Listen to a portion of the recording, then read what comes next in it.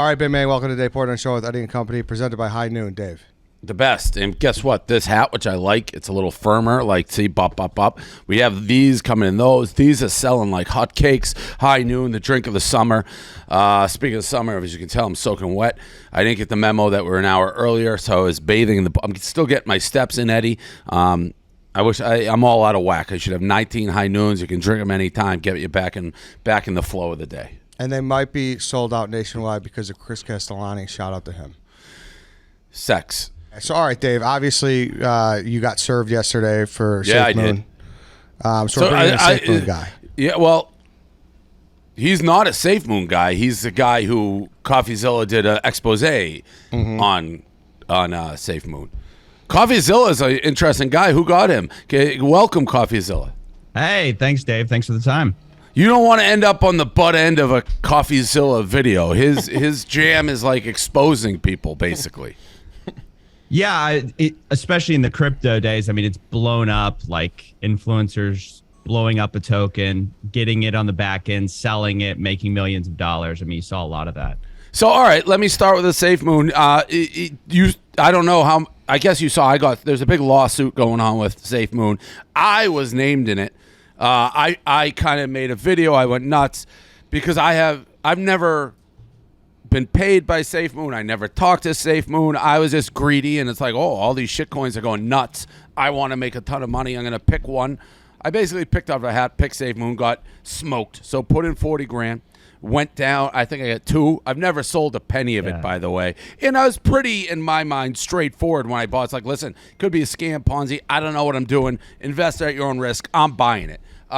So I think they got me mixed. Well, I don't know. So you've done an expose on it. I am listed along with like Jake Paul, Soulja Boy, a bunch of different people. And I don't know what any of them did or didn't do. I know what I did. You've done a big deep dive into it. So what are your thoughts on all of it, I guess? So a lot of these guys definitely did get paid and definitely made a lot of money on it. I think Jake Paul got something on the order of like either $250K or $500K to promote it. Ben Phillips ended up making $10 million pumping and then dumping this token. Like he would tell everybody, hey, jump in, and he'd be selling it to the people who would be like getting into the token. Who's Ben Phillips? Ben Phillips is, he's kind of got like, he's one of these guys who has a huge following, but a lot of people don't know about it. He's got like maybe 4 million on YouTube or something.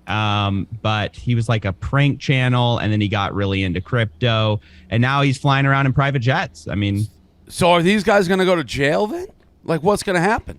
Oh, I don't know. I mean, if justice was served, in my opinion, like just my opinion, I think the people who like dump on their fans should go to jail. But a lot of this is the wild, wild west, which is why you see like lawsuits like the one you're talking about come out, which I think is a class action lawsuit.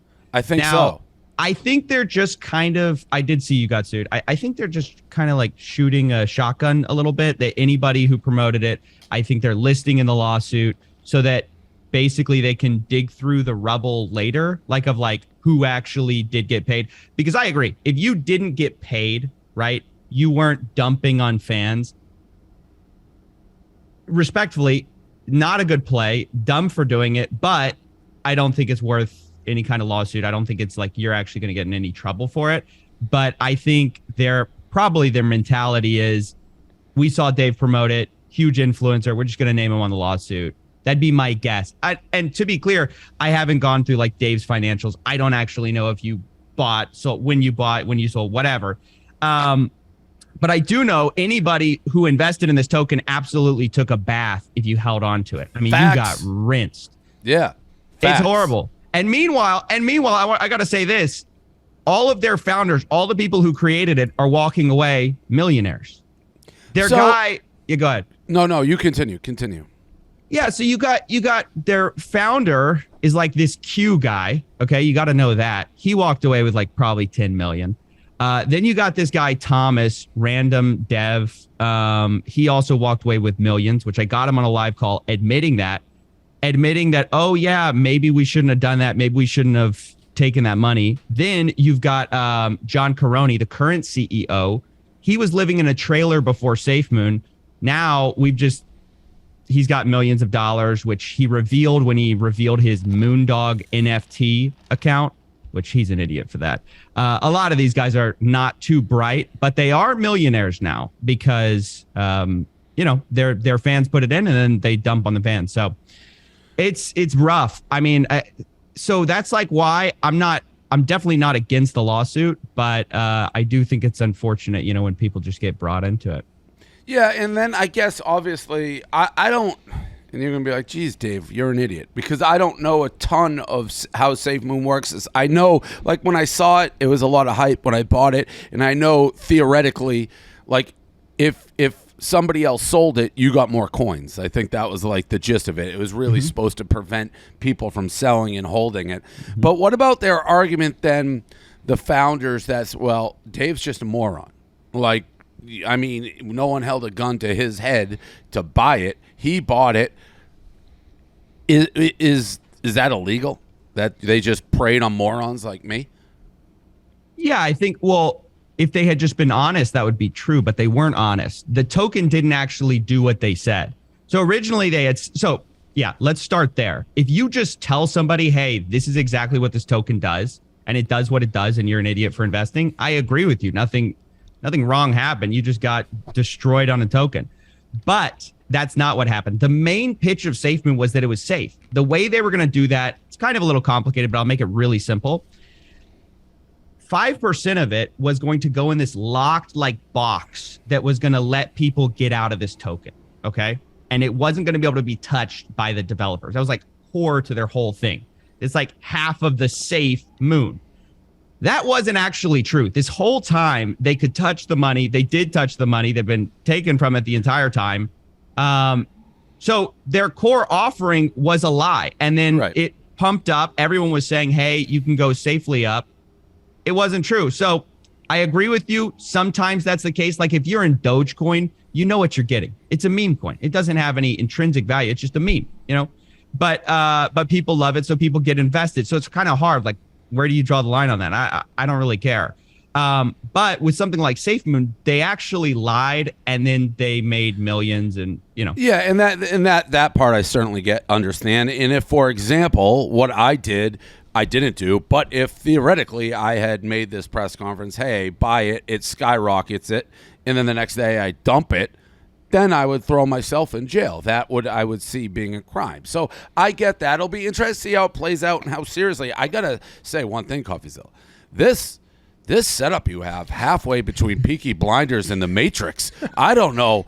Well, where are you? Are you on Earth? Like, what is this that you got in the left to you? My left looks like Peaky Blinders. To the right looks like The Matrix. I got we call it the $10 million studio. It is stunning. I don't know, you're the slow fan like you're in the Wild West. I mean, this is an unbelievable setup. And by the way, for our people listening to this who aren't familiar with Coffeezilla, you basically go about, and it's almost a Mythbusters to a degree, like of the internet, going through and looking for people who are scams. I know you just did one we had Andrew Tate on BFFs, and you went through and tried to explore his claims. And I read that one, and I think I don't even know that he's doing anything. He's preying on people who may just not be overly intelligent with his get rich plans, right? Yeah. It's just like it's like a $50 a month course for just lonely men. I mean, it's kind of classic, and it's just stupid stuff. It's like how to drop ship. It's like drop shipping 101, which whatever. I'm actually hoping to debate him soon. We'll see if he actually takes it. But that's basically what I do. I go through it. I mean, I just had so many family members, and in college, my mom had gotten destroyed by so many scams as I grew up. She was into all the alternative health stuff. I didn't really know what I was looking at. And then in college, I got really into my friends got really into MLMs, and they kept inviting me. I was like, what is this? And then so when I grew up, I just started looking into it, and that's sort of how the lore came about. Just diving in and realizing what it all was. What is your most? Was there one particular expose that kind of launched you to here comes Coffeezilla? I'd say Save the Kids. Do you remember that? There's a big token called Save the Kids, which a bunch of the FaZe clan got into, and then like. Sure. Well, I didn't know it Save the Kids, but I know FaZe clan got in a lot of trouble for a pump and dump some of the members. That's what it was. The one. Yeah, that's the one. And nobody's gone to jail for that too. Where are the? I keep saying, and I will call them out till I'm blue in the face. Where's the FBI, the SEC, all these guys who are like supposed to be protecting people? Where are they? Why is it? To be honest, I'm flattered to be in the position to do what I do, but like I shouldn't be the one doing it. And there should be real consequences. This isn't real consequence. If you get on a Coffeezilla video, okay, it's like a little bit of shame, but it's like it doesn't really matter. Where's the actual consequence from the feds in terms of I can show on the blockchain exactly where Ben Phillips is telling people, oh, you got to hold on, diamond hands, and then he's selling it right after. That has to be a crime. Is it? And when I ask, is it, if you do that in the New York Stock Exchange and registered stocks, it is. Are there laws on the books to prevent against the crypto world then, or is it now? I don't know. It's almost like if you watched that, I don't know if you saw the thing on Are You Up at Night and Hunter Moore. Did you see any of that? The Netflix special? I haven't seen it yet. So it is pretty crazy. He basically did revenge porn, right? He'd have people send in sites. He was actually hacking some girls, but he put up naked pictures that were submitted against their will.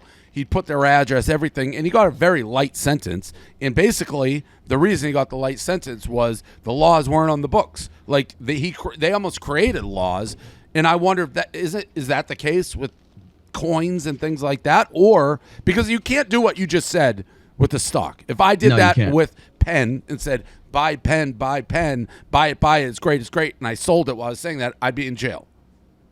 Yeah, but the thing is that you're right. You're absolutely right. The laws aren't on the books. At the same time, fraud has always been illegal, right? Fraud is where you're willfully deceiving somebody to make some kind of profit, right? So the FBI doesn't have to wait till there's a law in the books to go and arrest somebody for, like, if I just like take Granny's purse or something, and they're like, oh, we don't have a law exactly about that case. We can't do anything. No, they'll go arrest me tomorrow. So it's kind of confusing to me because on the one hand, there needs to be laws on the books, and I agree there's not right now. On the other hand, in some of these cases, it's so clearly fraud that I'm like, I don't know what they're waiting for. That guy's in the UK, though. I think that might be part of it, too. He's in the UK. The UK has a lot, like, lighter, rules about, like, you just kind of be. Yeah. I think, and it's probably certain things rise. I mean, I don't know. Eventually, this will probably, maybe not, fall into like the IRS's like purview, or once the laws advance. But they just did they just add like 9,000 new IRS agents? They may just not have the manpower. They're messing around. What are they doing? I don't know. I don't like that though. But they add like 3 bazillion things. I go back, dot all my I's, cross my T's when they have 9,000 new agents. Yeah, I don't know. It is. You know the messed up part about that, real quick. Sorry. The IRS people, they go after like middle class people because if they go after too rich of people, they know they'll fight it with lawyers. So it's actually kind of like it's kind of sad because the people they should be going after are like the rich assholes who are like hiding their money offshore, who actually have the money to kind of move their money around in shell companies. And that's not what's going to happen. You're just going to have a bunch of people who are like middle class getting audited now. And I don't even know how much money you need to do what you just described, the move money around shit. Because when I got my money, the first thing when I talked to my tax guys, like, give me every dirty trick in the book. I want to know them all. And they didn't give me any. They're like, no, you just pay 50%. It's like, oh, that's not a hell of a trick. That's bad. Yeah, I thought, because you do hear all these things. I'm like, oh, I'm gonna be moving things around, and God knows, in Swiss bank accounts. No, I'm just getting waxed with taxes. So I don't know how the really, really, really rich do it. I thought you moved to Puerto Rico for that 4% corporate tax or something. Yeah, you can do that. I mean, I'm in Florida, but those are pretty standard. Those aren't like the devious stuff.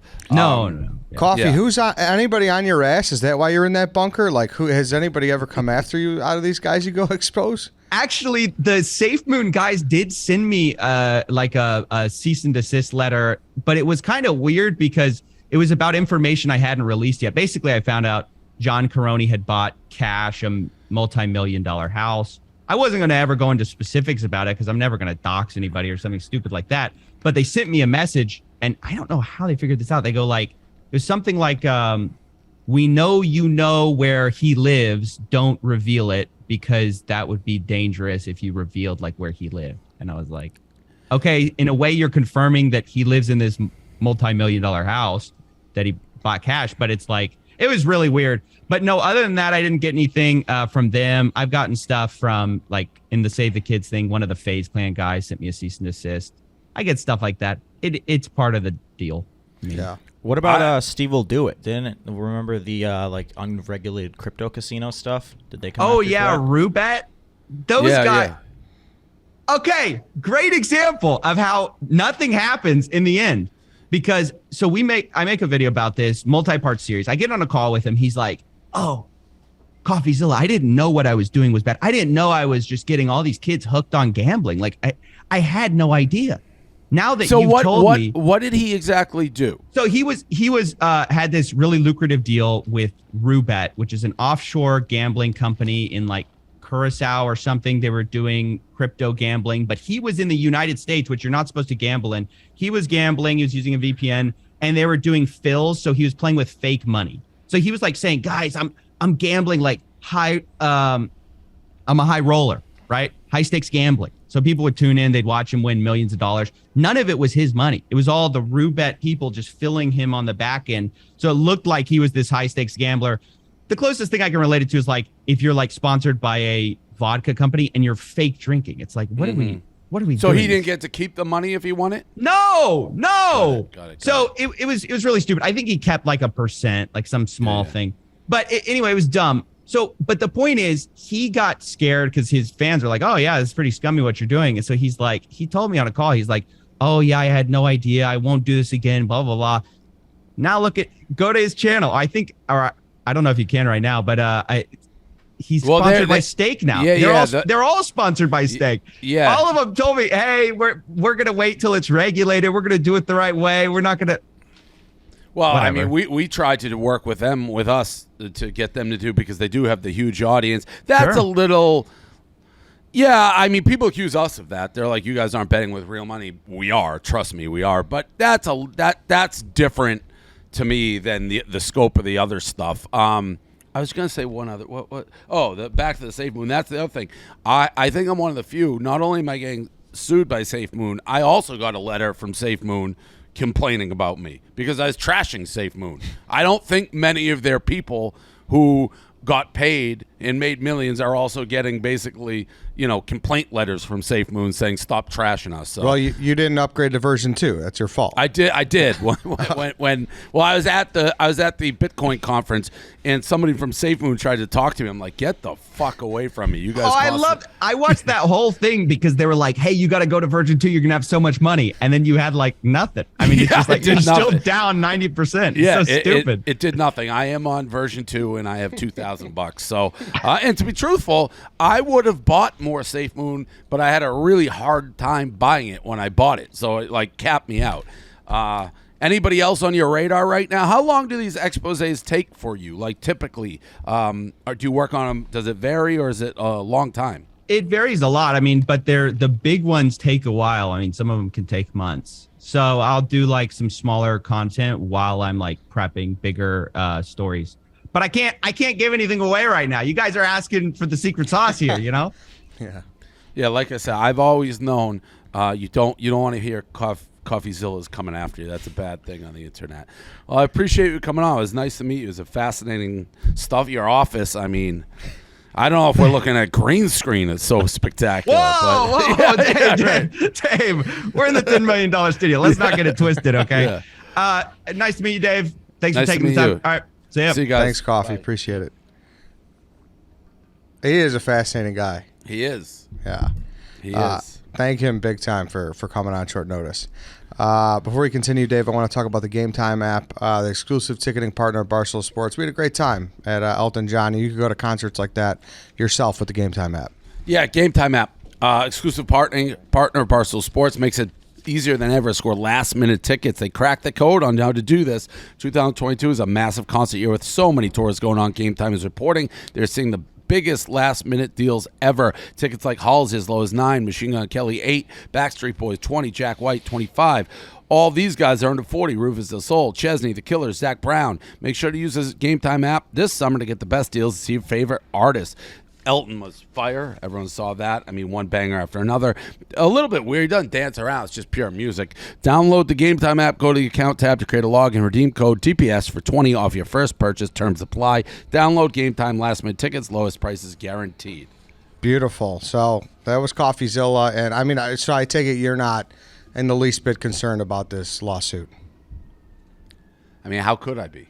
Yeah. If I think what Coffeezilla said was accurate, which is they just probably did no research. I mean, they have a passage for me, but they're saying things like first of all, if I brought the lawsuit over, it's like this fucking thick. It's huge. But they're saying things that are just blatantly false. They're like, Dave told people to buy it, then he sold it, he made money. It's like, I didn't do that. I didn't do any of the stuff they're saying I did. Whether the other people did, I don't know. So he may be right. There may be a real lawsuit here against some of the people against SafeMoon, but they got me on the wrong side. I should be the one filing.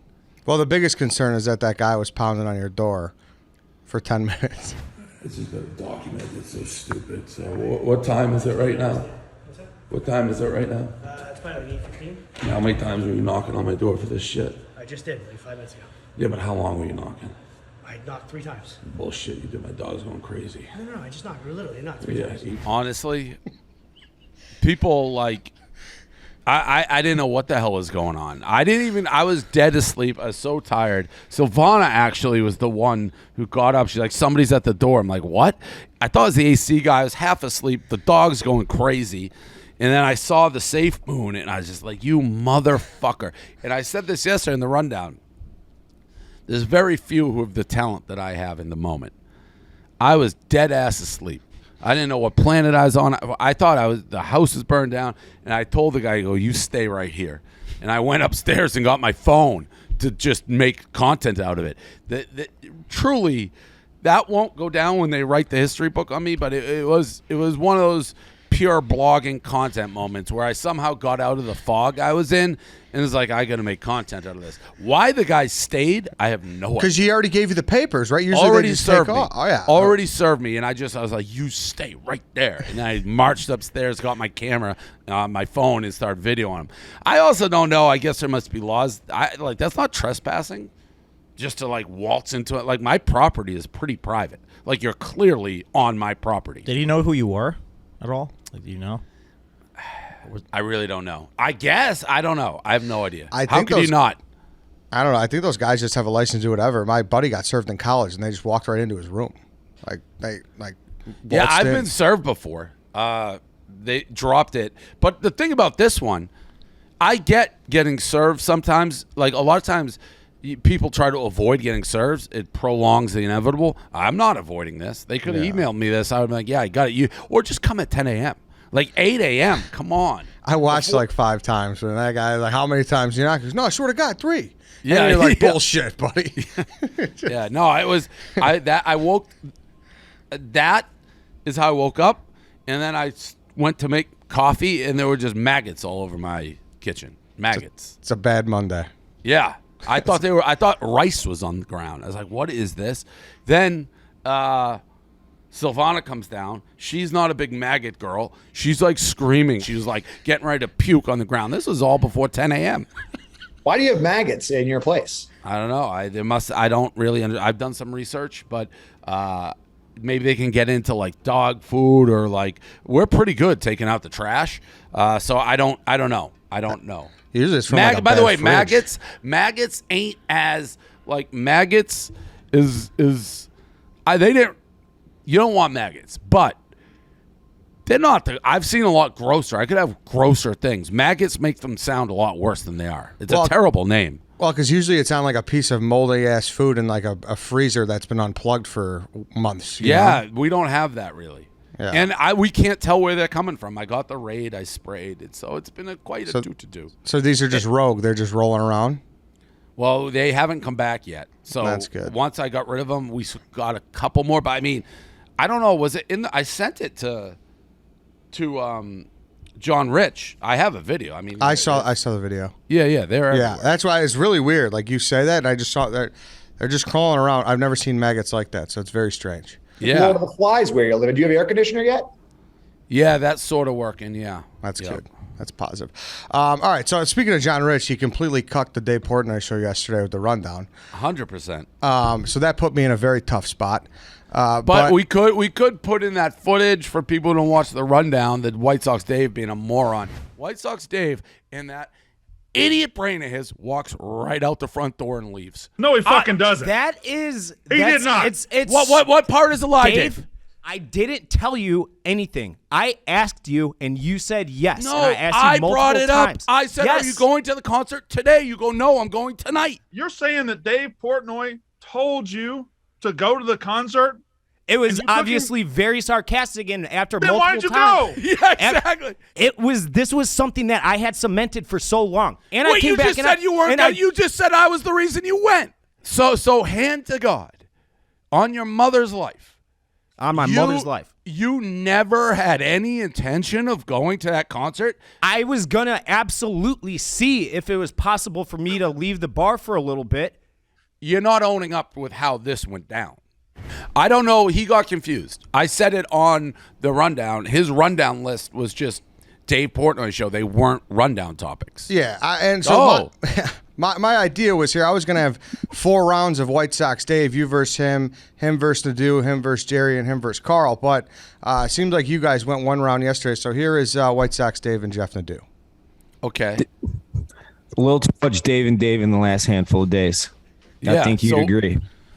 Oh, I mean, it was a funny clip watching you talk yourself into like a paper bag basically yesterday. But I don't know. Yeah, I don't, like you said, Eddie, I don't know. So what are we doing here? Well, I guess Nadu, we haven't, the new part here is Nadu is here. Nadu was not there yesterday. Nadu, you took exception, what was it, a month ago when White Sox Dave asked if you were a parody, if you were, you talking about robbing chicks was just, you were just joking, and you didn't like that. Yeah, out of turn, he got involved, and he did it on Saturday night too, saying multiple times he was going to waste me and all this stuff. So, Dave, it seems like you're always getting yourself in a can of worms here.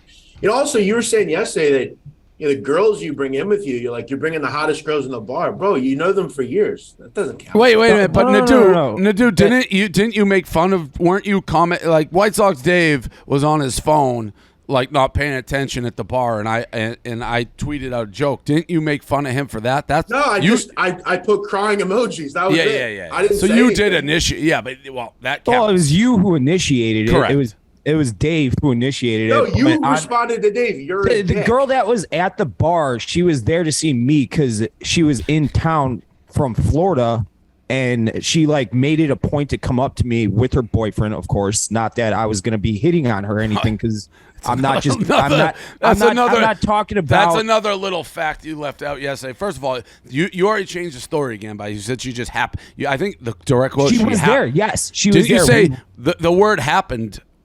Didn't you say she happened to be at the bar? She was at the bar. Did you say happened? Made it though? a point to come up and say hi to me. No. But I'm gonna It took you 1 second, I think, to say something that is just. I have the clip. I thought she happened to be at the bar. I brought 20 other people. So she happened to be at the bar, or she came to see you at the bar.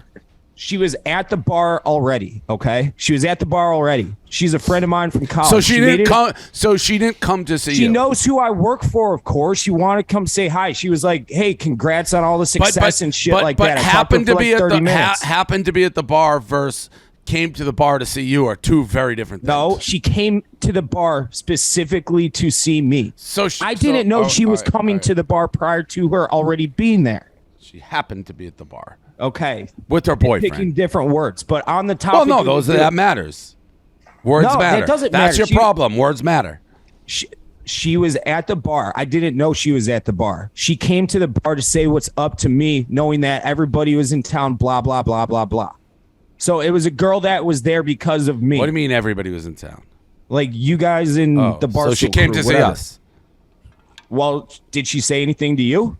I don't know. I don't know who she is. Maybe.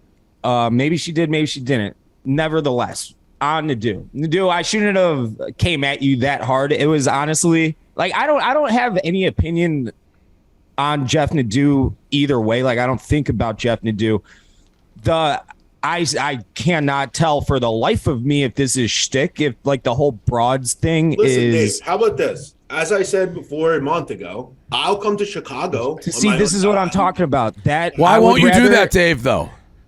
What's that? Steal your girl off. Listen, Dave, the difference between because you and I don't is- want to tie myself to watching Jeff Nadu creepily pick up chicks. You in don't. a You bar. don't have to watch him do anything. The difference between you and I is they actually come to see me. I don't just happen to see them there. That doesn't work for me. You got me. Dave, come you on, got you me, and I are Jeff, on the with same your level. little. You got a little Lloyd Christmas haircut.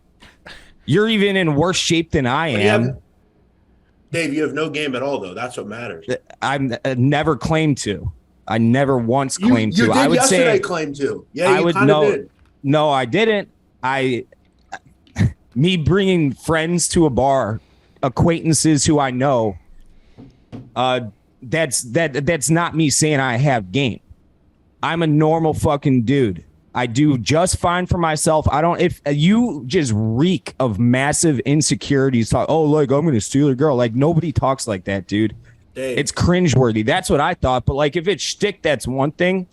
But it doesn't sound like it is. And me sitting in a bar watching you steal broads, that is not content that I will have anything to do with, because I don't want to have my name tied to that, because that's more cringeworthy than anything I've ever done. And I've done a lot of stupid shit in my life.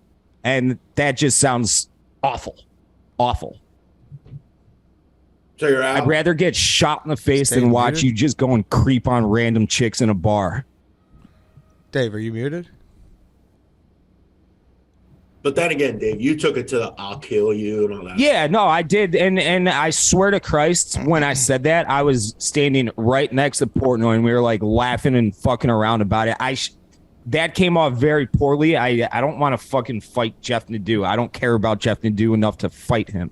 There's like 3 people on earth that maybe I could do that with, and they're all like people I've never met before. But that did come off poorly, like I said. But the whole broads thing, like I'm not getting into a broad off with Jeff Nadu. That sounds miserable and it sounds cringeworthy, and I want nothing to do with that. So, hello. You're back. That's too bad. I had a lot of witty comments during that exchange when I went muted, but No thought. Do you want to see the broad off, Dave? of course, who wouldn't want to see it brought off? It would be great content. It would be cringeworthy. It would be Dave, there's definition. nothing. Dave, the chew the gum video, which you tried to get wiped from the internet. What was? I had another job at the time. Well, White Sox Dave has another job at the time, but we'll go on. What's it? WGN? Is it WGN? Yes. Yeah. That was one of the all-time things I've never understood. I'm going to go on WGN, and then I'm going to say no one can see it because I got another job. Well, don't go on Dave, WGN. you know why it seemed like I was freaking out about that? Why? Because I was freaking out about that. But why? Because you look because like an idiot? everybody is fucking talking about it. I'm like, holy shit, what did I get myself into? But you went on WGN. Yes, I know. Yes, I know. The truest words that have ever been spoken. When I placed that phone call after I said that, I go to Dan, big guy, I go, we need this guy. I don't know who he is. We need him. He goes, all right, I know. He's very funny, but not on purpose. And he's not funny on demand. He's just White Sox Dave. You got to let him in his environment. Dan likes to say that. I disagree there. There's been many times I've outwardly tried to be funny that have done well, and people seem to like it. For instance, the snake drafts, but we don't have to go down that rabbit hole. Well, yeah, I would like to see it, Eddie. I'd like to see us steal your broad off. Yeah, it sounds like it's not going to happen. Yeah, what if we get it sponsored, Dave? Sponsored content? We get like a dating app to jump in or something like that? No, I'm not having a broad off with Jeff Nadu. Well, we know this. The guy's not a team player. I'm a team. How am I not a team player? I mean, Dave, you want that? That would be a bad look for Barstool, I think. No, and it'd be funny. Well, Saturday night you chose to go to your own concert over our Barstool event, not a team player. Dave, you also made it clear. You brought up the fact that you brought the hottest girls into the bar, and now you're saying that you're not, this and that. Why'd you bring that up anyway? I brought that up because I told Dave I was coming back with a ton of people, many of which are girls. Okay, and these are girls from my personal life, like girls I know. Opposed to what? What's that? Opposed to what? Opposed to just me going and opposed to you taking them at gunpoint, be like, you get in this bar with me? As opposed to me pulling a Jeff Nadu and going and creepily, hey, you want to meet Dave Portnoy, the pizza review guy? Creepily doing anything. You want to meet the pizza review guy and Maddie or Molly and Patty? What? Like, no, I said, hey, we got this event. Swing, like, fuck the rest of it. I was gone for like an hour and a half. I could have been talking to someone in the basement the entire time. You would have had no idea I was gone. Yeah, no, I would. I would. I knew you were gone. I knew you were gone. You said goodbye. You left. Yeah, I'm saying if I didn't say anything to you, if I just avoided you all night, if I was nowhere near you all night. No. I knew where everybody was at all times. I like whether they were downstairs, upstairs, moving around. I was aware. I keep a mental scorecard at all times. Okay. Actually, I do believe that. But the point remains is that I didn't bring up asking if I could go. You asked me if I was going, and I said, "Can I?" And you go, "Just go." And Dave, we did this yesterday. I asked if you went during the day. I mean, I wish there was a camera because that's not what I remember. But I mean, it's water. I don't want to call it water under the bridge. We're just talking in circles at this point. Yeah, let's. Jeff, thank you for joining the show. We appreciate it. Too bad, Dave. Could have been good, but it is what it is. Maybe I'll just come spontaneously and you can watch. Sure. Let me know. All right, thanks, guys. Thanks, Jeff. And White Sox Dave, you're gonna stay real quick. I'm gonna send the link to Carl. Let's talk about Felix Gray before he jumps in here, Dave. Felix Gray. Glasses, I don't have them on right now because I came directly out of the pool, but I always have them close by, as you can see on the desk. Intellectual look. They filter 15 times more blue light, can make the screen tough on eyes, disruptive sleep. How many hours a day do you stare at your screen, phone, computer, TV? I do a ton. Too much blue light can irritate the eyes, disrupt sleep patterns, may cause eye damage. These are not the Roblings. I generally wear the Roblings. I'm not sure what I'm doing, but I always wear them when I'm staring. That helps me sleep. If I don't, my eyes twitch. You don't have to sacrifice style for function when it comes to Felix Gray's blue light filter glasses. Simply consult with their fit guide or virtual try on a pair you love and fits best. Whether you have a round, oval, square, or heart-shaped face, they have something for everybody. Non-prescription and prescription available. Check them out now. FelixGrayGlasses.com/Dave. That's FelixGrayGlasses.com/Dave. Free shipping, free returns, free exchanges. FelixGrayGlasses.com, Dave. Go pick up those Nashes. All right, so Carl will be jumping in here in a second. While we wait, Dave, we get the Zuckerberg photo was unbelievable. The baseball one. Yeah, but that has been around. I've seen that before. That's not the first time that's been out. Oh, it was just he posted on Instagram. I think he was selling it as an NFT or something, so he redid it. But yeah, that came out a couple months ago in some fashion. I mean, that's a scary similarity. Yeah, scary. Did you see that White Sox Dave? I did. That I thought it was Portnoy's Delano DeShields picture. I guarantee you, he had no pop, none, zero, zip. None, no. You don't think he was? No, I know so. He was a 2-inning right field, 1-at-bat guy, and I know they changed the rules for Little League now, but that's what it was when I played. And that wasn't even All Stars. All Stars, don't get me going on that. I don't want to be like a Rico, but the fact that everybody has to play in All Stars now is a joke. It's your best 9. All right, so Carl has joined. Elton John gate. This stems off that. There was, some Twitter beef. So Carl, Dave, White Sox Dave. I don't know where you guys want to start, but White Sox Dave, you seem to be agitated at his tweet. So maybe we start there. Or Dave, did you want to start somewhere else? Whatever works. No. So this was, if I followed it, I didn't know we were doing this segment. It appeared to be when the whole White Sox Dave Elton thing, White Sox Dave essentially said, well, I don't want to spend any time with you anyways, Carl. That's essentially what we're talking about? Yes. Correct, yeah. Okay. Well, we got 3 Chicago guys. I feel like I'm kind of just referee in the middle here. So what do we want to? Have you guys not talked about this since then? Not really. There was a brief chatter at the office right after that was in our stool scenes. Check that out on the Chicago YouTube. But besides that, no, we have not. At least I don't know if you guys have talked about it. I haven't talked about it, but. So as we have discussed ad nauseum multiple times, I thought there was only one ticket available per the email, and Dave Portnoy said 20% chance you can interpret it. I was in that 20%. So yeah, you're a moron. You were the only you were the only one on the email who interpreted it that way. But Okay. I'll give you the benefit of the doubt, giving 20%. If you're a total moron and your brain doesn't Fine. work and you think I was doing Hunger Games, yes, there is a chance that you could stick by your side of the story. That's what it was. I had plans anyways, as we know. And I wasn't going to go to the Elton John concert regardless. So I didn't respond to the original email. I think that email.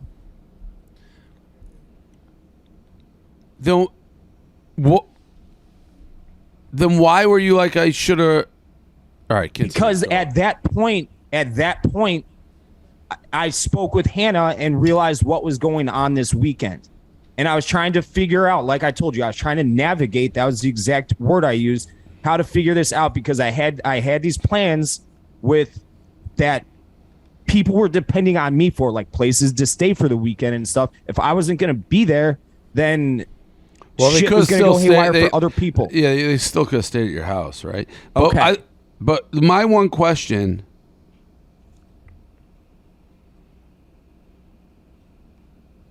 So I'm just looking back at what you said to me. What you said. You just a second ago said you were going to your concert no matter what. You knew you weren't going to Elton John. So instantly. 90% chance. This is how it goes now. To bring Carl into it, 90% I wasn't able to go. 10% I like. If I didn't have plans, there would have been that like in the back of my head. This is going to turn into the Mike Sturk show. It's going to be I don't know, 15, 20 people in the box, and it's just going to be him just running his mouth, telling stories, being obnoxious, drinking too much, and I don't like to deal with that at all, ever. So when he sent that tweet at me to you on the internet, when fully aware that nobody on the internet that follows all of us is going to have any context in what went down prior to that tweet sent out, it's going to make me look like a fucking asshole, and it's going to be him getting all his social points, and it's going to be him climbing up the social ladder. So I said that. I was in line to get a fucking burrito when I got that tweet, and I looked at it, I said what I said, and I carried on with my day. That's all it was. But Carl doesn't have the autonomy to do that to me. If it was Eddie or Chief, then it would have been completely different because they have the ability to bust my balls. Carl doesn't. Carl does not have that ability, not in any way. Unless it's like in content that he is fully, like we're all submersed into. But that right there, that wasn't it. He was trying to make me look bad. He was trying to use that moment to climb up, to get his little retweets and likes. And I didn't like it. I took exception to it. And I said as much. So and just rehashing it now, it makes my fucking blood boil. Because that's exactly what he fucking did. And he's better at speaking than I am. Well, you're an idiot, so anybody would be. Even though you've contradicted yourself in this and make little it rant. look all pretty like it's, and he's going to make himself look out to be the good guy. Oh, I just wanted to go see Elton John, Dave. Bull fucking shit. Absolute bullshit. What? I don't even know. What was the Carl tweet? I don't even...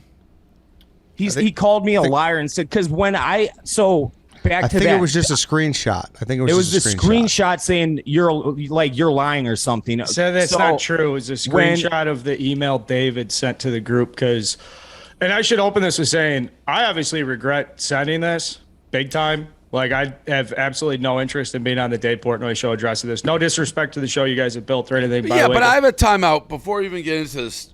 How open is the Discord amongst the Chicago office? I think it's fairly open. I think we're pretty much all on the same page at this point about, how we go about our stuff.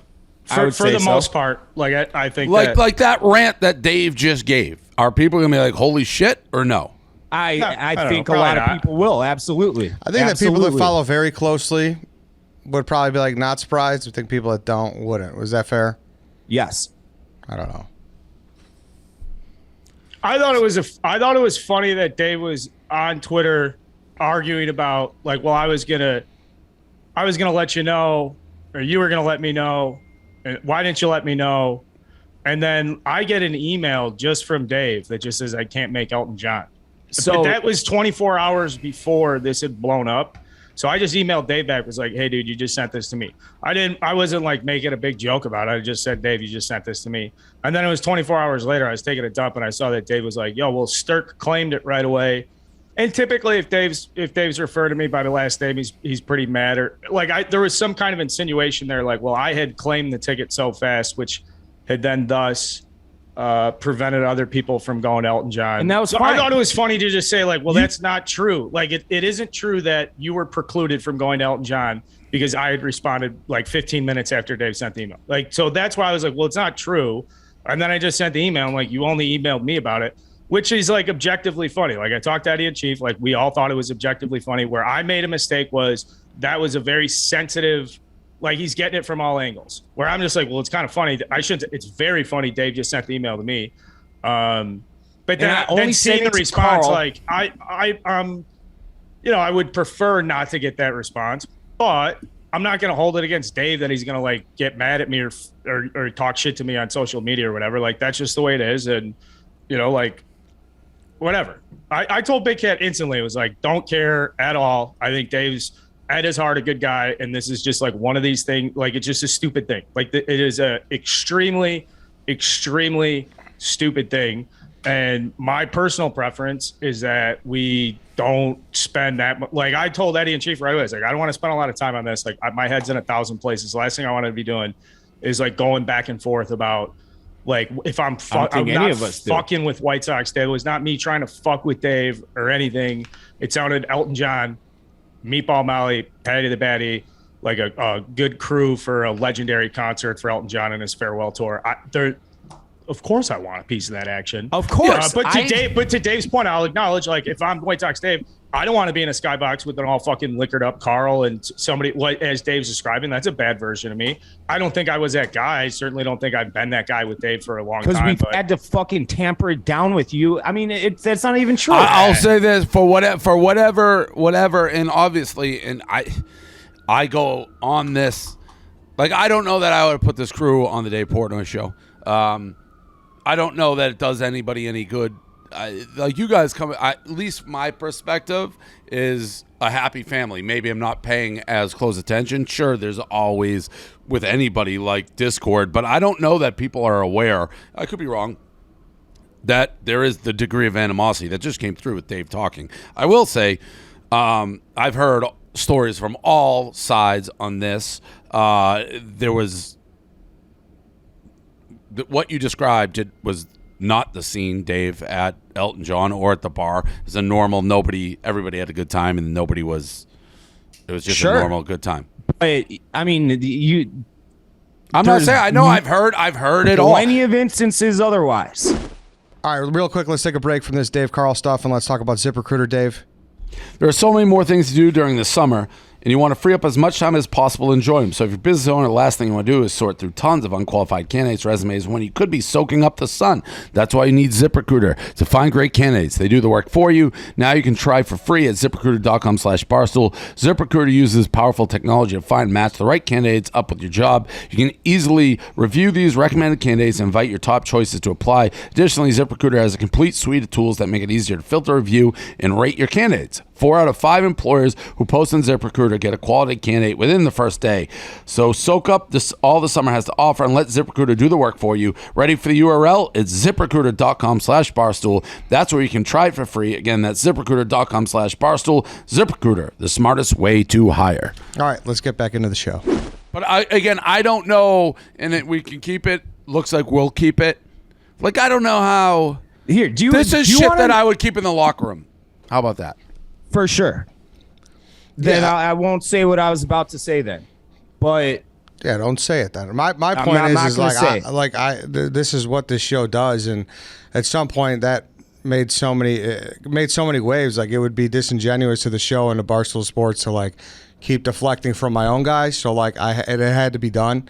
And you know, however you get much you guys want to divulge, like that's up to you guys. I mean, I would put it this way, because Eddie, you're if we're being honest, it's not, Chicago is not one big happy family. That is No, it's a fact. And by the way, it doesn't have to be. You have to coexist and work together. Most, if you're going to use a sports analogy, not everybody always is going to get along. It's a talented bunch of misfits, but it's not all best friends. And hey, if you look at original Barstool, there's been times that if you look, you want to go at me, Dan, Kevin, there's been times we haven't cared for each other, and that is the nature of the beast sometimes, whether it's a band, a sports team, a blog.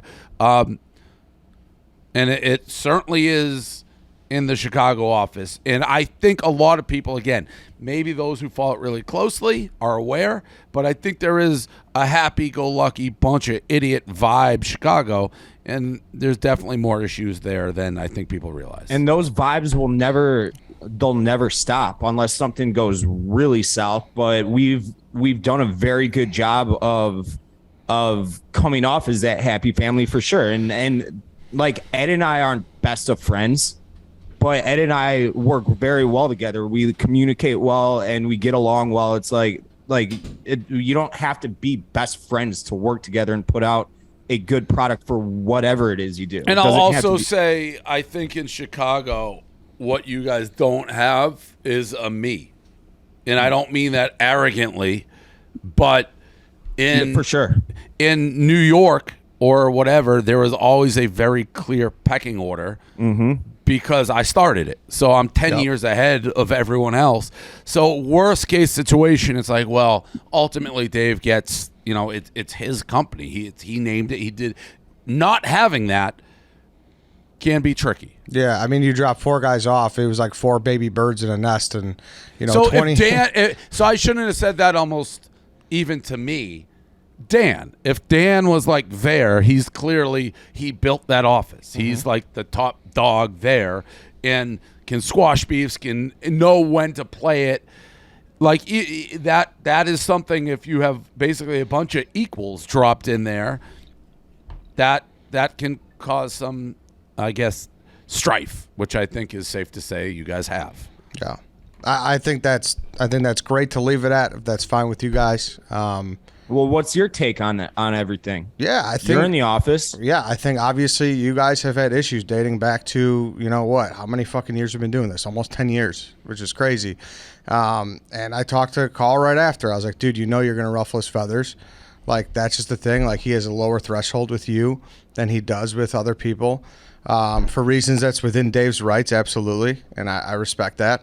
And it just kind of is what it is. And I don't think Carl's doing it all the time to be a dick or get a rise. I think sometimes it's just good content, and I do think this time it was good content, and he was the only one that could have shared it because it was only to him.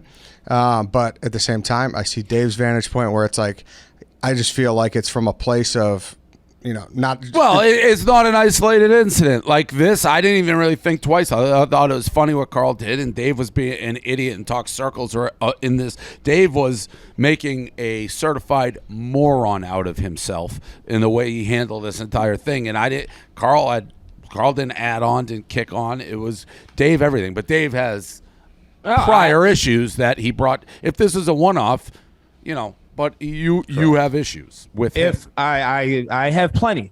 Everybody knows that. Nobody knows that more than me. But like you guys saw the boiling point. There could have been 10 or 15 or 100 other reasons before this that I wanted to snap on him and didn't, and this was the one that sent me over the edge for whatever reason. And like I said, Carl doesn't have the autonomy to go at me like that anymore. He lost that just right. Curious, what does autonomy mean in this case? He doesn't have the freedom or the ability to do that. That's not allowed. Did it. He did. I know, and then that's what I'm going to come back with, because Carl lost that privilege a long time ago, and he knows that. Nobody knows that better than Carl. And if it was something lighthearted, busting balls, But I think that was lighthearted buzzer balls. No, see, I know Carl more than you know Carl, Dave. No, it wasn't. He was trying to make the internet come at me and raise himself up. You had said that it was you had insinuated that I had prevented you from having a decision about Elton John. That's the only reason I sent that. You had said my name. You didn't tag me. It wasn't well, go to Carl. It was just like, well, Stirk immediately took the ticket. You did say that. And I tweeted out, that's not true with a fucking screenshot you emailing me. It's not. You responded, what was it, 13 minutes later or something? If you took the ticket and I had nothing else to do, I would have been like, oh, he got dibs. He got the ticket. Or yeah, but that's what I say. If you were backpedaling because but if nobody responded, you still weren't going, and you've made it clear you never planned on going. So like you being like, oh, Carl claimed the ticket, really had nothing to do with anything. That's why I didn't respond though, because I thought there was one ticket available. It doesn't matter that it was Carl or anybody else who took it. That's not true. You were never going. No. That is true. I was never going, but I would have verbalized that. I would have told you I wasn't going. One ticket available. Well, if you saw the email, you should have been busy right away then, right? 100%. You're never going to do it. You're just backpedaling. The bottom line here is Carl didn't do anything in this case. You have issues with Carl that have built up over time, and whatever he does, you snap quick, which may or may not be well, I know there's issues. You've seen plenty of them firsthand. No, that's not really true. We sat in the old office, the one at the insurance shop, for like 2 hours last summer. No, we had a rip right. It was an air out session, but you guys live it every day. I am aware that there's strife, and I know what most of it is, but I'm not there on a daily basis. No, I know, of course, not that, but you are. I know there's strife. Yes. Clearly. Well, we're going in circles, so Carl, any last words? You haven't talked much. Yeah, I mean, obviously, like I said at the start, I wish I was coming on here to talk about the debut of Starting Nine or some of the stuff we're doing, but my debut on the Dave Portnoy show is otherwise. I wholly regret sending that email for the basis of this conversation. But in the same vein, it's, Dave's worked up about this. There's other stuff. I would sincerely hope that in any effort of clearing the air, we have to go do Redline Radio Wednesday, and when we do snake drives and stuff, I don't want to be walking in the studio being like, oh, fuck, Dave's really mad. Despite all the stuff Dave's saying, we put good shows and good products together, and they will continue to be good shows. And here's just a quick example. There was some late hiccups for the trip to Los Angeles for the MLB All-Star game. And we had already taken the steps to book interviews, and there was something scheduling where we didn't know if Jake was going to be out there on time, or if we, and without hesitation on a call with Kelly Martin, I'm like, well, can I just take White Sox Dave with me? I'm great in the field with him, and we could adapt. Without even thinking twice, it was I'll just take Dave with me. And that's kind of how I see it. I understand Dave probably doesn't want to be with me, but from the perspective of doing this job, we've been doing it forever. We have good banner. We have good chemistry. The humor's there. A lot of the hard stuff. So, but I get nothing that Dave's going to say about I don't like him. I don't want to spend time with him. I've heard it a bazillion times. I don't particularly that doesn't necessarily slow me down from the perspective of making good content. Cause I think it's funny. And I think it's a funny thing. Now, obviously Dave, that all-star stuff doesn't get back to you, but and I'm not even saying that yo, dude, look at me, I'm trying to do this and this. It was just I instinctively was just well, I'll take Dave. He's, ultimately Jake ended up going out there, but those are just it's just a different perspective about it. Yeah, I get where Dave's coming from. I want to be clear. I respect White Sox Dave as a content creator and a coworker and a colleague. I think he does stuff the other three of us don't do. I think he adds to our conversation. I think all four of us have a say in why snake drafts are successful and Redline Radio has become profitable. And ultimately, when Big Cat comes back, I do feel the four of us have put ourselves in a position where we're not necessarily following Dan or kissing his ass. It's the four of us have done enough where we can kind of stand alone. And at no level do I want to use personal stuff to diminish that, because that to me is a tremendous life accomplishment that we've made, and I want to keep it going. And it's going to take time. And ultimately, if it's fucking 10 years from now and the hatchet is buried, that would be great.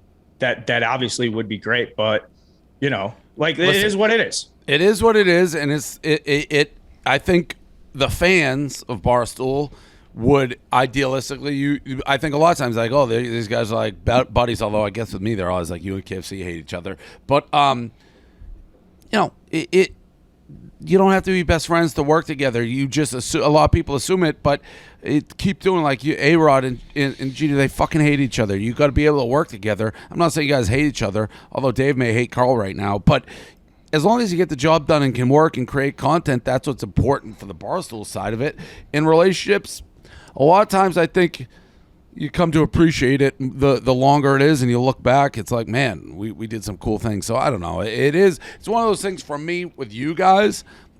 It's hard because I do realize it's a very real chasm. So it's like I don't like pushing and prodding and getting involved in it because it's very real. And as much as people think I'm a crazy person, I think I have a good feel on when it's like kind of jokey or when there's real like, I hate that person. Yeah. I respect you guys all enough where I don't like to push and prod. Well, maybe not Dave, but I don't like to like push and prod it too much. Sorry, Dave, you don't, That's self-inflicted by me. But like we've I don't want to say hidden, but we've continued to put out that happy-go-lucky family vibe for a long time, and that's not going to stop ever. And that's not even forced, even. It's just once the cameras are on and mics are rolling, that's just how we operate. And that's not ever going to stop, and the content's not going to stop, and it's going to continue to be as good as we can make it. But like, again, he's got to learn the lines to cross and not to cross. And he crossed that line with me because of shit that nobody that follows Barstool or you, Dave, they don't see what goes on behind the scenes all the time. And that specific instance, there's. All right, we get it. We get it. We get it. All right. We'll talk to you guys later. What do you say? You want to go to a baseball game this weekend, Dave? I'm going to plenty this weekend. All right. We'll catch a Dogs game before the end of the season, though. Come on. Say yes right now. Say yes to me. You and me. I won't be saying yes to that unless it's contractually obligated. I'll send you a contract, and come on.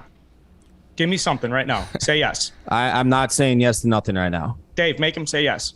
No, we're going to give him time to think because we don't want to get him tied up. His brain is already, I could tell, he did one of these, like he was a little monster. So I'm going to just give him time to cool down. Thanks for having us on. Go download Starting Nine and check out Hot Ice. The hit parade's up 11 units on the year, and Bombs Away is a great prop. You guys got to get a piece of the action while it's still hot. Thank you. See you guys. See you guys. Yeah, I'm so. Yeah, how much of that is a known quantity? Like I said, the people who really pay attention every week and watch our YouTube and are watching, who are diehards, they clearly see the vibes a little bit. Like, there's no doubt about that. Like you said, there was a time, like was brought up in the conversation, we had that 2-hour session that we planned to air. I don't think people are aware of that we had a 2-hour when I was in Chicago. This is when I saw the old office. And what was the pretense of us doing that? But it was so vicious. It was, I remember. So contentious and so heated that we just never aired it. From my point of view, I didn't know that until you texted me, I think then being like, that was weird or bad or whatever.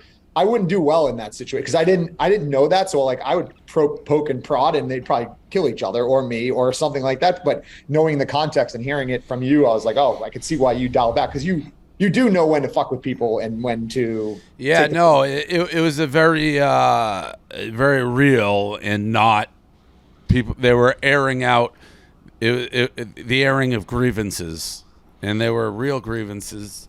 And I said it a million. How do you decide from a because I bet you everyone would be like, I'd love to see that, you know what I mean? But you are you think of it in being like, it's not going to be good content, or it would be because you like drama. Not this. I felt uncomfortable the entire time, and I wasn't finding it remotely entertaining. It was very real. Some real shit happened. Let's just say that, right? Yeah, I didn't have much conflict about whether to air it. It was almost like we had that one rundown which never made the air. When when it was the old office, it was me, Kevin, and Dan, and I freaked out, and they were coming at me, I think, and I remember I stood up and yelled at everybody, if anybody else has a fucking problem with me, you better speak up now. And you could hear a pin drop. That rundown never saw the light of day either. That was different though, because Kevin's just a crotchety old fuck, and Dan, that was like the PMT renegade area when I think PMT was not as much in line with Barstool. It was like, and that has done a 180 where everyone's on the same page. It was just a contentious time, but there weren't ever the personal issues between Dan, Kevin, and myself that were like, if Dan and Kevin didn't like me, or I didn't like Dan, or Kevin didn't like Dan, or Kevin and I didn't like each other, that level would, on a 0 through 10, I would say rose to maybe a 3 or 4 in the heyday, maybe a 5. These guys were at 10. There was no comparison between the discord in that office, in our office. None. Do they feel like they have to do stuff together? Because I feel like in Barstool, New York is so big and people just avoid each other. These guys That's can't. definitely a factor. Definitely a factor. And keep in mind, the discord was, it definitely kind of increased. Like Kevin, Dan, and I weren't together for a long portion. Then we're together. But it was, I think it was just, it was a weird time for us a little bit. The worst time probably, there's been different. For me, I think the most the most Kevin, Dan, and I weren't on the same page was around the Comedy Central Super Bowl. There was some real discord amongst the original members of the band back around then. But again, it never rose to, I think, the personal level that these guys had. When I was like, whoa, I didn't know this was, I was kind of caught off guard. I'm aware of it now, but I don't live it. And I mean, I definitely get Eddie's slant on it because I know Eddie the most. I talk to him the most. So Eddie colors me in on it, but he's not like calling up and tattling or anything. But, you know, well, for example, when we had the Molly and Patty, it's like, Eddie, make sure everybody's there. Like, I go to Eddie. He's my defunct guy from that group. Chief, I know by far the least, I would say. And then White Sox Dave is an idiot. Carl is, I think, supremely talented, but a lightning rod, I think, in terms of how that office exists. I think I said to them, Manny Ramirez, he hit a lot of home runs, but he threw a traveling secretary down a flight of stairs. All right, yeah. I mean, obviously it's a weird spot for me to be, so thanks for asking the questions, guys. Let's do Inside Barstool, then we'll get out of here, Dave. Let's talk about bird dogs. Yeah, bird dogs. I need more shorts. Can the bird dogs? I believe bird dogs sent me a house package to my place in Miami. I never got it, so I'm running low on bird dogs. If you don't have bird dog shorts, you're missing out on the most comfortable shorts of all time. They're almost sold out of the summer styles. If you already have your shorts, you need your pants joggers that are great for golf. So they get joggers. Great. They are great for golf. They got the shorts. Go to birddogs.com. Enter promo code Dave. They'll throw in free Bird Dogs tumbler. It's an insulated Yeti mug. They copy them exactly, and it's free. Yeti sells these things for like $35. That's birddogs.com. Promo code Dave, and boom, free Bird Dogs tumbler with your pair of Bird Dogs. The most comfortable shorts with built-in liners. Feel the comfort in built-in liners today. Beautiful. All right, Inside Barstool. Besides that, I mean, the weekend in Chicago was great. Yeah, I love Molly. We got very, I don't want to say lucky, but Paulie, I keep doing that. Patty and Molly are awesome. I love them. It was a great weekend. Elton John was great. The bar was great. And, the Chicago bar, we have 2 bars. Philly bar, can't get into. Hardest bar in the city. Philly at times, I've heard, has been slower. It was great while I was there. I mean, it's Chicago, fucking packed on Saturday. Chicago is packed. Yeah, great times. No, it's fun, and you're right. Just the crew, top to bottom, from their manager Graham. Like, everyone's great. Molly is fucking nuts, and it's in the best way. In the best way, she's the life of the party. She really is. So very cool in the Chicago bar. They're doing the chant, "Oh, Patty the baddie." So it was a great weekend. Yeah, Patty's hilarious, man. It was really good. Other things. I mean, I saw you talked little Frank the Tank on the rundown. Anything to add there? Yeah, no. I mean, he got his pants ripped, and the Lear is going to have to figure this out one way or the other, or we're going to bring hell to their doorstep. Yeah, I mean, they gotta get him a new pair of pants at the very least. They think either way, Frank has time to fill out these clothing ruining reports. Like, no. You might. He got basically attacked by an armrest. Yep. How do you feel about what Clem's doing to Frank? I feel like he's neutering him. He's killing like his content right now with these bets. It's fucking killing me. Well, I mean, I don't know what to like. Frank keeps agreeing to them. Now, again, I've offered my Twitter account to Frank, but the facts of the matter, the Mets win every night. So I don't know what he would be saying so negative. Well, he's Frank, but I mean, what are you going to do? The Mets win every night. I will say, we're at the point with the Mets, and I do think they are the World Series favorite with that 1-2 punch that they got. It's getting to the point, though, nothing matters now because and only Frank knows what's going on in Frank's head. But if they don't win the World Series, nothing matters. And every strike, every pitch, and Clem, somebody cut this for Clem. I know you live, like, I don't know where you live, far. I expect you in that office every day for live streams of Mets playoff baseball with the Tank, Clem, Kevin, and an assorted cat. That is going to be appointment television with every pitch matters, playoff baseball, Frank the Tank rooting for yet against the Mets, Kevin, Clem. I can't wait. And there's no laws, there's no bets, there's no nothing on that. That'll be live stream, Frank the Tank in all his glory. I mean, every win could be followed up with a 10-game losing streak, and that's just all Frank is pointing out. That's it. Yeah, well, that's true. That's it. Tommy Swokes wins the Barstool's Most Dangerous Game I don't show. know how they let him win that. I mean, and I don't know why he's not on the Survivor game. That, to me, is a huge miss. He retired. No, what do you mean he retired? I watched every minute of that show. It was very good. They did a really good job. But he thinks he's stunned that he was able to schmooze his way into winning that. And he's like, there's no way anyone would ever fall for the shit I pulled a third time. So he's like, I'm going out on top. That said, that's what he says.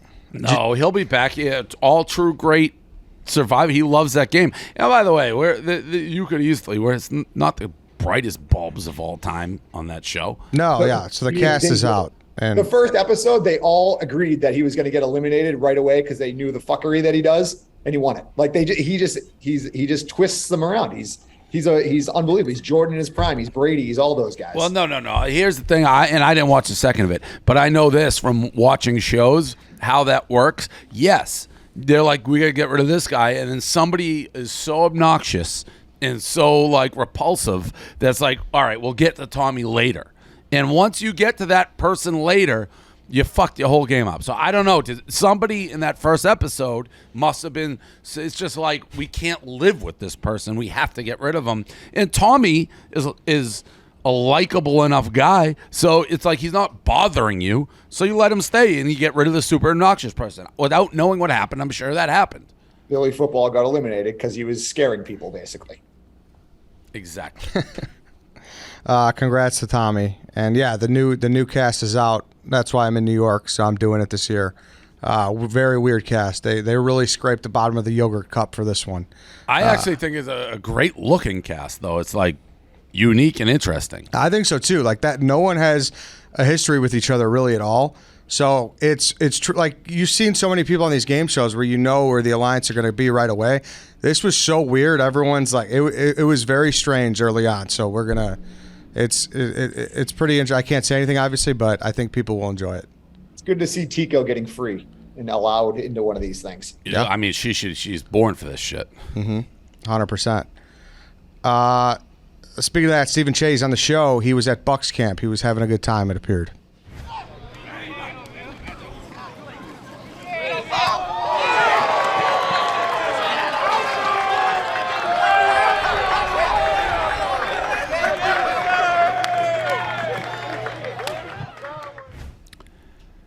It looked like a Make-A-Wish. I mean, it literally file this in things like you'd never think you read as I go. Give me 1 second here.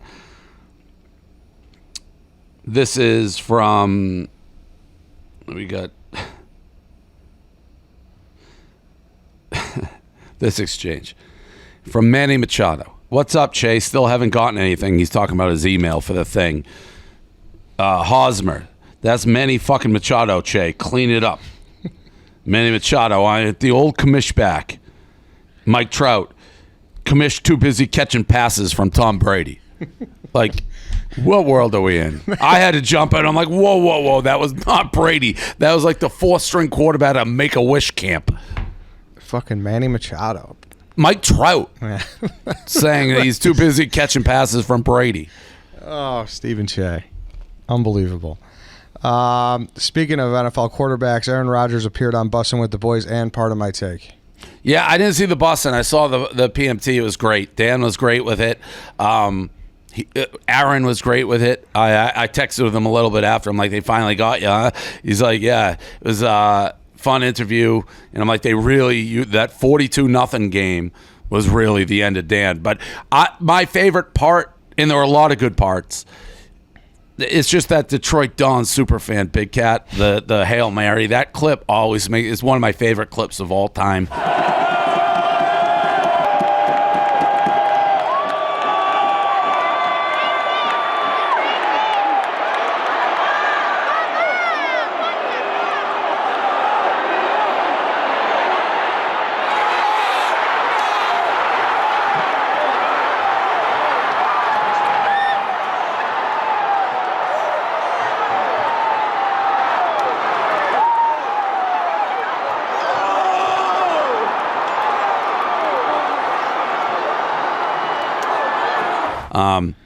It's just, I mean, you can't plan anything better than a Hail Mary to absolutely kill Detroit Dawn and Superfan.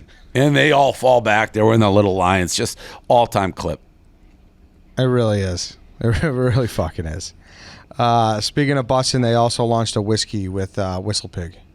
Good for them. Yeah, so that's dropping drinks left and right. Back-to-back weeks, we got drinks. Also, we hired another Barstool Idol contestant, Dani. Yeah, so we tried to hire from the beginning. She was actually my vote, I believe, to win. I picked her to win.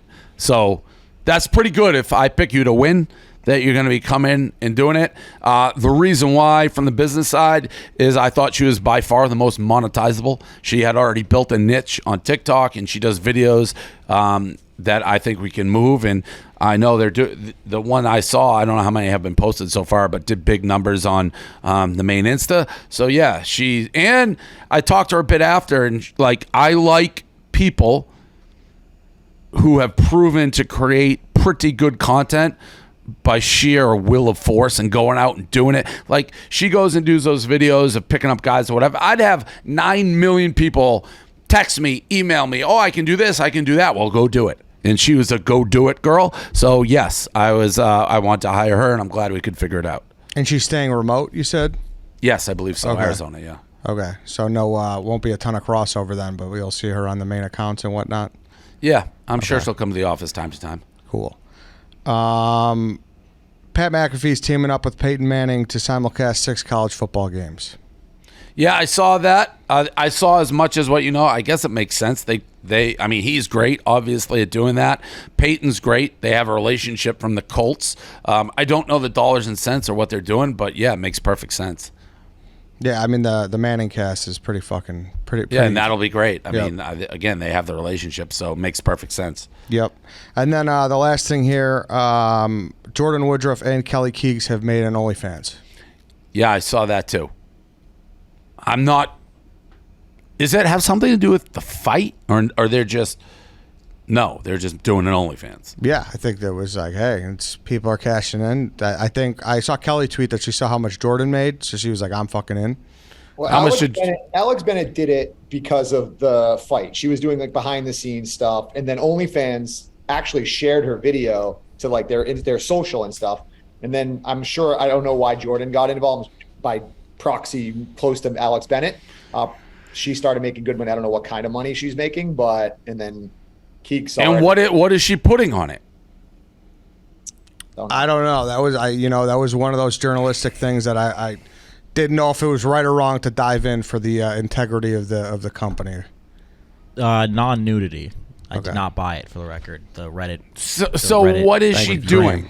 What is she? Maybe I have to get. The Reddit said it was just a bunch of pictures of like stuff that you would find on Instagram, like nothing crazy, but just, I don't know, maybe a bikini picture or something. How much money does she make? I heard a number, but I don't know. I mean, all right, I'll say what's the number you heard? I heard 24,000 in like under a day. And she gets that every month? Assuming all those people come back every month, which has not happened, but good. And for I her. think that's before the OnlyFans cut, so I think they probably take, I think like 15 or 20% as like a fee, and then you keep the rest. So maybe 16,000, 17,000 net. For just posting like bikini pictures? Well, I think the allure is that like people think that if you get it, there's a chance that she does like a nude photo on there, and then, or they just want to support. I don't know. Interesting. 24K. That's great. Dave, you should start one when you get down gambling. You'd probably make. I was going to. Remember? I got denied. Not denied. No, not denied by. I was getting. I don't know. At one point, I was getting. Someone was threatening to release something. Like, I forget how long ago. You knew this. Yeah. Yeah, it was like maybe a dick pic or something. I'm like, fuck it. I'll just do. I was gonna put everything, all the leaked sex tape, everything on OnlyFans, and just donate it all to charity. Be like, yeah, I don't give a fuck here. No one's gonna blackmail me. I'll put it on fucking OnlyFans. People want it, fine, and I'll give all the money to charity. We were pretty far down, and then Eric is like, I don't think it's a good idea. It's like, all right, fine, we won't do it. So you wouldn't think about releasing like DP does a DP or something like that? No. No. Auction. It was all going to be stolen shit. Like, I forget what I was getting blackmailed about, but it's like, fuck you. You're going to blackmail me? Fuck you. I'll make $1 trillion and donate it to some charity. Like, I don't care. If my dick can fucking keep some people at work and keep a couple small businesses open, God bless my dick. You know, you wonder what that leash can fetch on the open market. Well, yeah, it's already out there. Yeah, I don't know. Like, I didn't know, like, the Tommy and Pam story. I don't think the show is good, but Sylvana started watching it, and she was telling me about it, like their sex tape, and she, like, that it was stolen. I didn't know that. Yeah. I did, and I'm like, no way it was stolen, because you can't make money on a stolen, like the Kim Kardashian. The only way that gets out, they sign a release and let it go out. That's why mine aren't anywhere. I read that whole story. It's fucking crazy. I didn't know that. I had no idea that the Tommy Lee Pam tape was stolen by a contractor who thought he was getting fucked because they didn't pay, and no real porn company would buy it because they didn't have the releases, but it was early internet, and all these bootleg websites were putting it up and selling it that way and trying to get subscriptions, and it was a crazy story. Yeah. Crazy. Can't do that now. You get fucking busted in 1 second. We didn't touch on it. Do you see Kirk's mini golf? Oh, yeah, I love that. It's like my favorite. That's one of my guiltiest pleasures there are. Who's the guy who announces it again? Dave Cullinane, I believe. He's perfect at it. I don't know why he didn't come to our tournament. But I love it. I love watching Kirk. It makes me want to mini golf. I love it. I don't know why. I can't get enough of it. He's number 10 in the whole country in mini golf. Literally got from the whatever league that is. Yeah. So. Well. I don't want to give anything away, but if he's number 10 in the country at mini golf, we got the most talented mini golf company in the world. Yeah, I'll leave it at that. No spoilers. That's true. Also, thank you to Kirk. I made his Mount Rushmore to Kirk and the Minifans. I appreciate it. Mount Rushmore of what? I don't know. I just they tweeted at me. I was on his Mount Rushmore of internet personalities. So it's a true honor, and I'd be happy to attend any of the Sacco drive-in or anything like that if they need me. Oh, wow. Yeah. Different show. Thank you to Coffee again for coming on. Go check out his YouTube, Coffeezilla. And thanks, everybody, for listening. We'll see you guys next week. And no thanks to John Rich. Don't cuck me again, please. I told him. I yelled at him.